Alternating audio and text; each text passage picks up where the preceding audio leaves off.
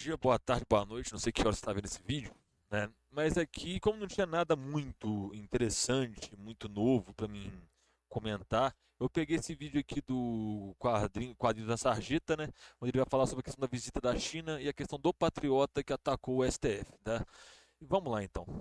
Tá, olha só, deixa eu falar aqui rapidinho para não deixar vocês na mão. Duas coisas que eu quero falar e que uma coisa tem a ver com a outra. Saiu uma matéria do Xi Jinping na Folha de São Paulo, numa matéria, uma carta do Xi Jinping na Folha de São Paulo, que eu repito, não deve ter sido ele, né? Ele lá, duvido que tenha sido ele. E, gente, isso aí não é porque a Folha de São Paulo é bonzinha, não, tá, gente? Isso aí tem a ver com questões diplomáticas.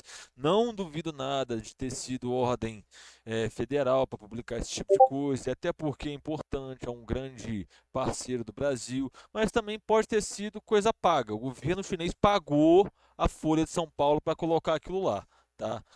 Matéria paga. Pode ser também, pode ser publicação paga, tá? Pode ser um dos dois. Redigindo. Bom, enfim, por mais que a carta não tenha sido escrita por ele de fato, foi escrita pela equipe dele, enfim. Então, assim, tá condizente com o que ele pensa. E tá condizente com o que a China pensa, né? Com o que o governo chinês pensa. E essa carta, assim, ela tá toda cuidadosa, ela tá muito elogiosa sobre as relações do Brasil com a China, especialmente dos anos 70 para cá, e do quanto que são duas nações amigas, e do quanto que o futuro tem a ver com os dois juntos, e babá. Enfim, essa carta toda é um famoso assim, ó, o Trump se elegeu.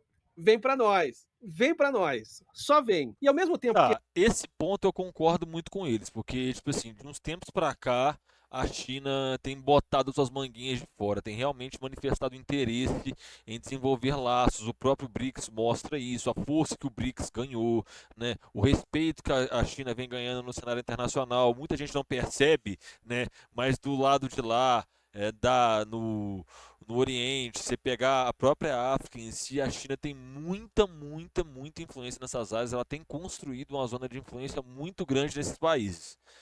E aí tem uma coisa que é importante se pensar que, por exemplo, você pega na questão da África, lá é um poço enorme de recursos minerais, né? E a China está fazendo transferência de tecnologia com esses países, vários acordos. Então, ou seja, ele já tem uma influência notável. O que eles querem é chegar aqui, no quintal do imperialismo, né? No quintal dos Estados Unidos, né?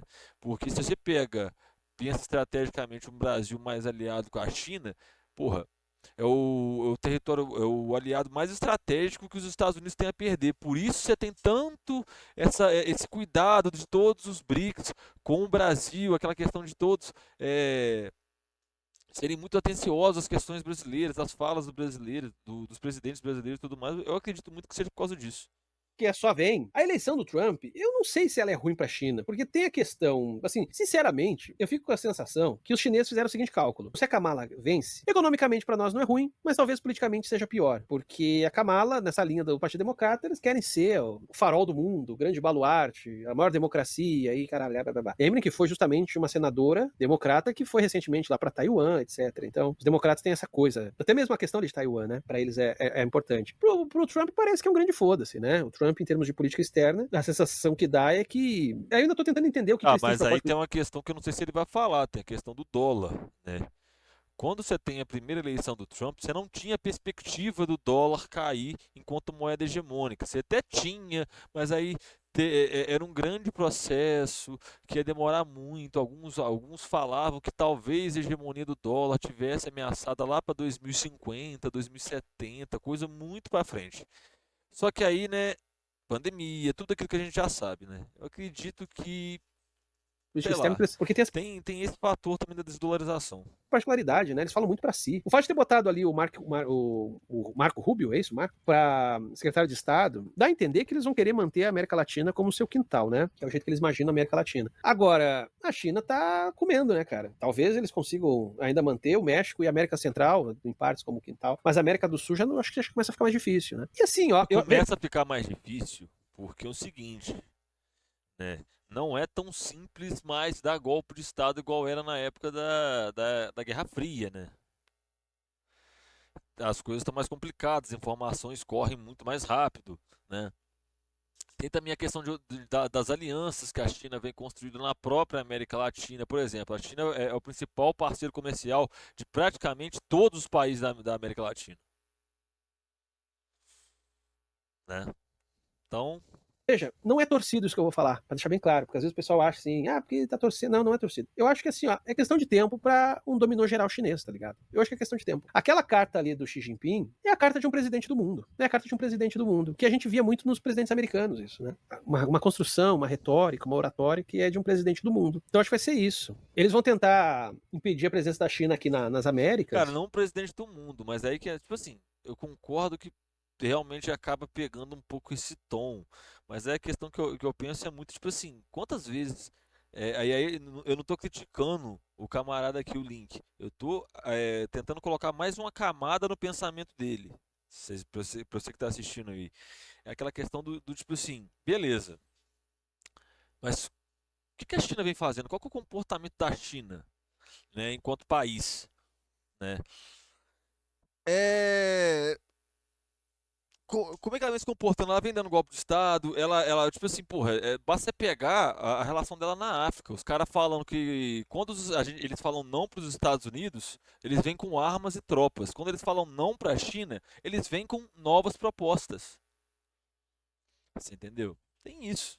Mas eu não sei se eles conseguem, né, os Estados Unidos. E aí tá, o que isso tem a ver, por exemplo, com o cara da bomba que teve lá? Eu acho que uma coisa responde a outra, tá ligado? Assim, eu quero dizer o seguinte, ó, e não tem nem a ver com essa noção de direita e esquerda, mas pode ter a ver. Mas não necessariamente. Essa semana, né, pra quem tá perdido e não sabe, né, eu acho que todo mundo já sabe essa altura, teve um cara de Santa Catarina, de Rio do Sul, que foi pra Brasília e detonou explosivos, inclusive nele mesmo, ali em Brasília. E aí rolou um monte depois disso, o STF recebeu mais ameaças, enfim. E aí teve todo um tumulto político, aquela anistia que estão querendo dar aos bolsonaristas com esse tipo de ação fica mais difícil, né? E eu acho que não tem que dar anistia pra ninguém. A noção de anistia é tão maluca. Anistia pra quê? Né? Tipo, se a pessoa cometeu fez merda, a gente vai dar anistia pra quê? Mas é a anistia lá da ditadura? Aí é outra história, né? Ali é outra história. Até porque aquela anistia foi feita principalmente pros próprios militares se anistiarem, né? Então é outra história, mas é a mesma coisa. Mas enfim, o que eu quero dizer é o seguinte: essa bagunça, porque essa é a sensação que dá, sabe? Eu fico tentando pensar, para além de alguém que pensa em lógica direita e esquerda, essa situação lá do cara com a bomba, a sensação que dá é que, e muita gente olha pro bolsonarismo e vê isso, mesmo gente que não é de esquerda, mesmo gente que não é muito politizada. Eu noto isso no bate-papo na rua, assim. E olha que eu tô em Santa Catarina, né? E as pessoas veem o bolsonarismo como bagunceiros. O bolsonarismo passa uma imagem de gente bagunceira. E eu não sei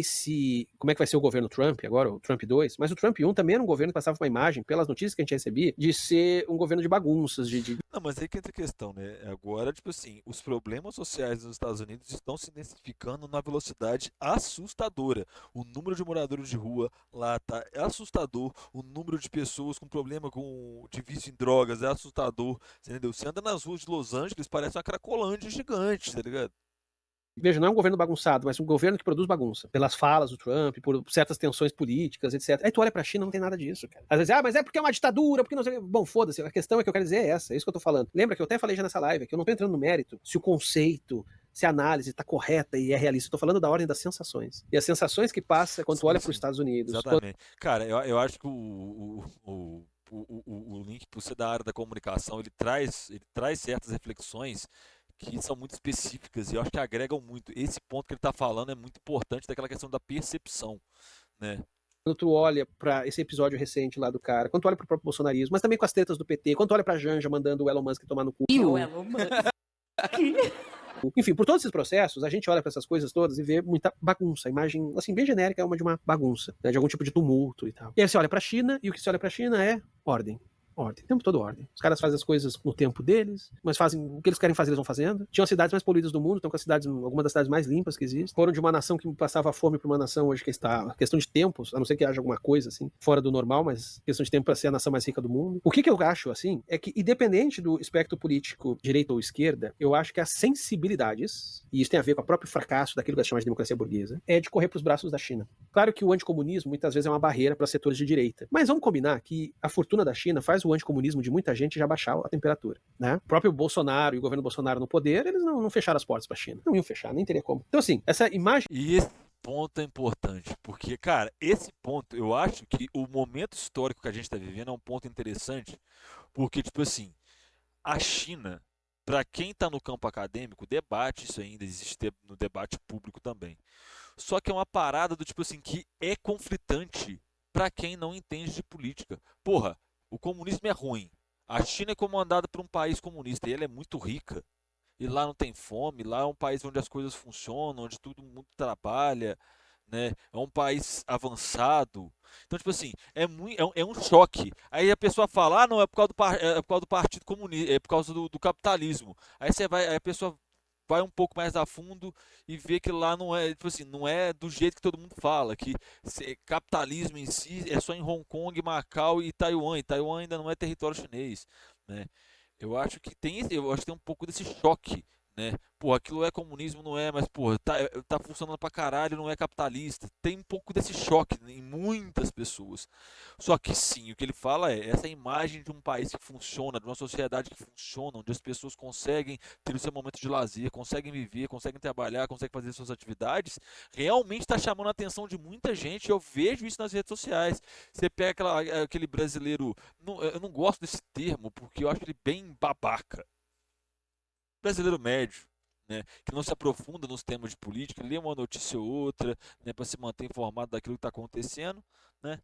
Você vê que nessa camada, a penetração de uma ideia, de uma aceitação da China como um país, como uma sociedade que pode ser alcançada, que a gente tem que mirar nela, alcançar, tentar alcançar aquele nível de ordem, aquele nível de organização, está crescendo muito. Esse tipo de visão está crescendo muito, isso é perceptível. Basta olhar nas redes sociais uma postagem de jornais sobre a China, né? O próprio documentário lá do, do, do do Eduardo Moreira falando sobre Cuba, todas as paradas que ele fez, que ele vem fazendo, todo esse trabalho de tentar desmistificar os países socialistas, explicar por que, que Cuba está na condição que está, enquanto a China está com a economia pujante, prosperando, Vietnã, mesma coisa, a Coreia do Norte voltando a crescer muito agora, lógico, por causa dos acordos militares, venda de armas e tudo mais, né? Mas ainda assim, você entende? De ordem que a China produz, essa sensação de algo que não seja da ordem da bagunça, encanta. Encanta, inclusive, o próprio Trump, porque o Trump é visível, ele não nega nem um pouco a admiração que ele tem por líderes fortes. Xi Jinping, Putin. E eu até acho que de um jeito Tá, engraçado, líderes fortes, mas aí que tá a questão. Eu não vejo o Xi Jinping como um líder forte, eu vejo ele como um líder que foi competente, né? Porque tem toda aquela questão. O cara, quando tem o mandato dele, ele tem resultado para entregar, e ele tem que entregar aqueles resultados. Senão ele tá fora, né? E tem aquela questão que, tipo, o Xi Jinping, ele tem. Eu tava vendo o Felipe Durante falando sobre isso. Ele fala que ele é um cara que ele tem muita aceitação pelas massas. Que se você perguntar para qualquer chinês hoje que mora na China, quem são os três principais líderes, né, da história da China? Eles vão falar que é o Mao Tse Tung, porque ele libertou a China, o Deng Xiaoping, porque ele enriqueceu a China, e o Xi Jinping, porque ele fortaleceu a China, né? Ele pega toda aquela riqueza produzida ali da época do Deng Xiaoping ali até o Hu Jintao ali, e organiza aquilo de uma forma que tipo, mantém a taxa de crescimento, mantém a taxa de prosperidade, né? No caso que eles medem como prosperidade, né? Então, sei lá, eu não vejo o Xi Jinping como um cara autoritário. Ele foi eficiente. Ele entrou para fazer, para bater tais metas, ele bateu tais. Gente, pelo amor de Deus, né? A previsão de acabar com a extrema pobreza era de 2025. O Xi Jinping entregou em 2019 para 2020. Você entendeu? O cara entregou com 5 anos de antecedência. Você vai falar que um cara desse não vai ganhar as massas, não vai ganhar respeito? Não é que o Xi Jinping é uma figura autoritária, ele é uma figura forte, que tem capilaridade popular.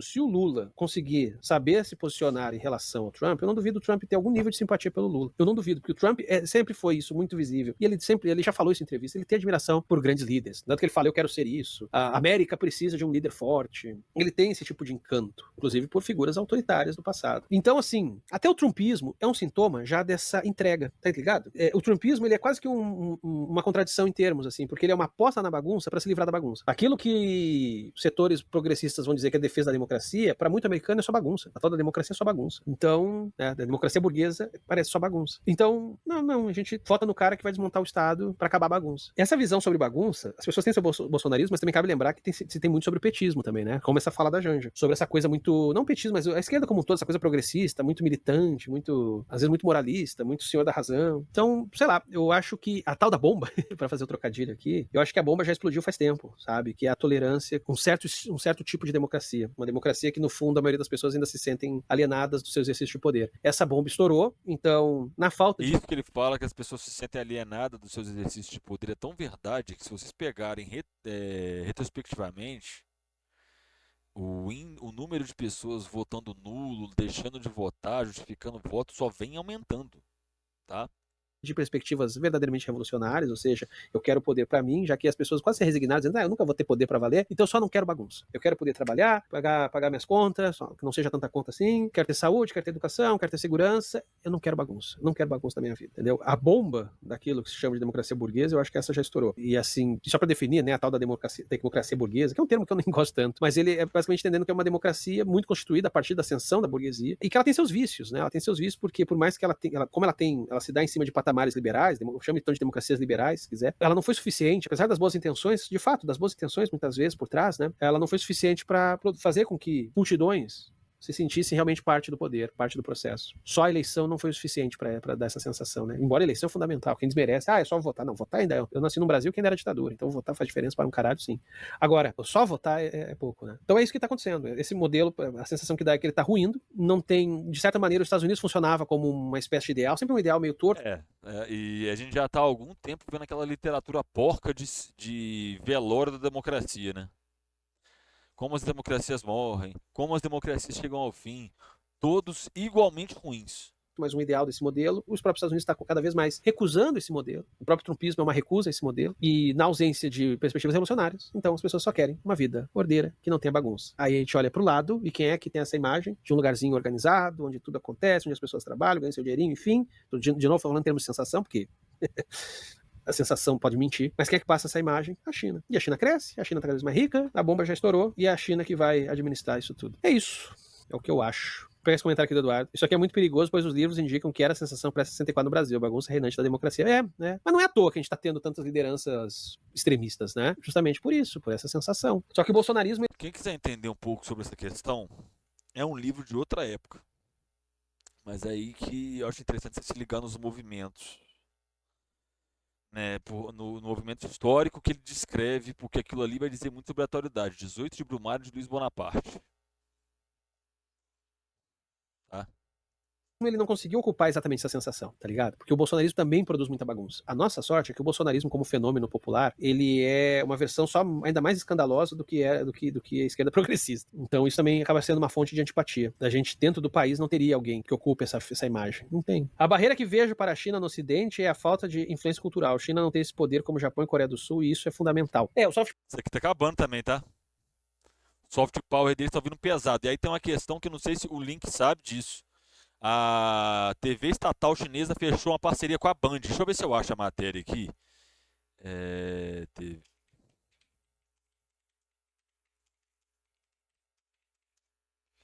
Pam, pam, pam. Ah lá, grupo. Achei aqui, ó. Aqui, ó. Da página da própria da própria Band, Grupo Bandeirantes fecha parceria com China Media Group, que é uma TV O Grupo estatal Bandeirantes chinesa. de Comunicação assinou hoje um acordo de cooperação com o China Media Group, que reúne os principais veículos de comunicação chineses. A parceria prevê produções conjuntas e compartilhamento de conteúdo, estreitando as relações entre Brasil e China.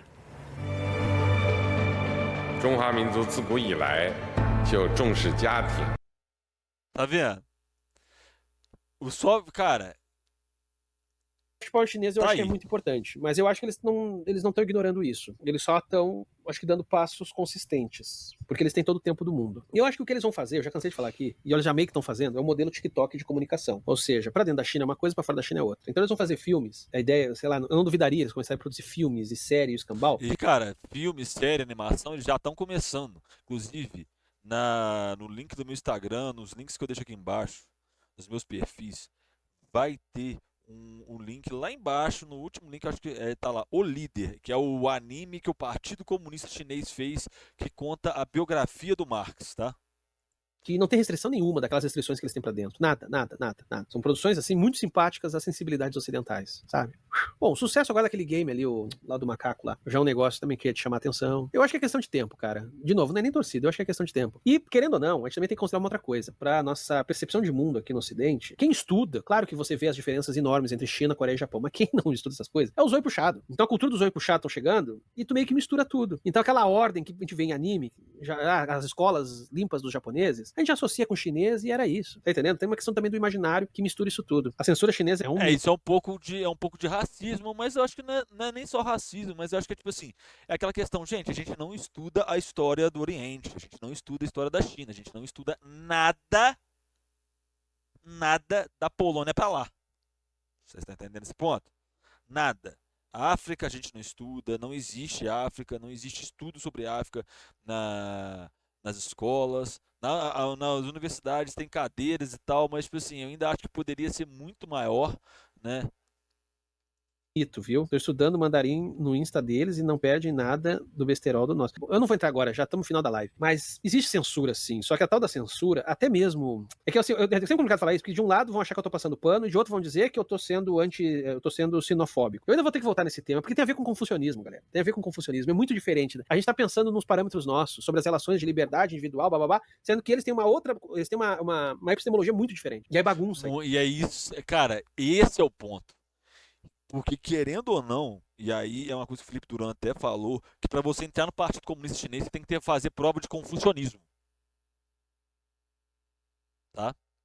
Isso, a gente tá olhando muito com o nosso modelo de mundo. É diferente, são culturas muito diferentes. Mas enfim, depois eu volto nessa. Até porque eu tenho que ler mais coisas sobre confucionismo para falar de maneira mais precisa. Esse vídeo é um corte. E é isso aí, é isso aí. Para você que assistiu até aqui, muito obrigado. Beijo no coração. Deixe seu like, deixe seu comentário. Eu vou ficando por aqui. Até a próxima aí. Falou!